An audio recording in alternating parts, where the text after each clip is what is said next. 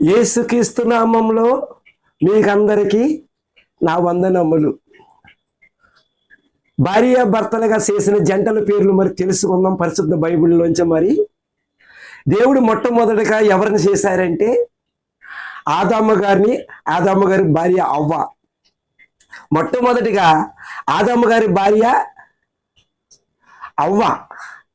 రెండోదిగా అబ్రహాము గారి భార్య శారా. మూడోదిగా యాకోబు గారి భార్య లయ. నాలుగోదిగా జక్కరయ్య గారి భార్య ఎలిజబెత్తు. ఐదోదిగా దావీదు గారి భార్య మేకాలు. ఆరోదిగా యేసేపు గారి భార్య మరియమ్మ. ఏడోదిగా మోసీ గారి భార్య సిపోరా.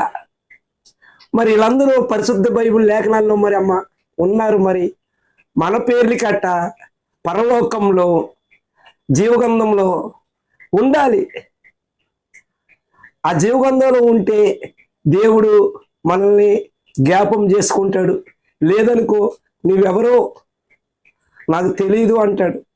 ఈ లోకంలో భక్తి నమ్మకంగా చెయ్యి, నమ్మకంగా ఉండు. నువ్వు మనుషుల్లో నమ్మకంగా కాదు, దేవుళ్ళో నమ్మకంగా ఉండు. ప్రతిదీ నా పరలోకంలో ఉన్న తండ్రి చూస్తున్నాడు, నేను చేసిన ప్రతి పని ఆ పరలోకంలో తండ్రి చూస్తున్నాడని నువ్వు భక్తి చెయ్యి.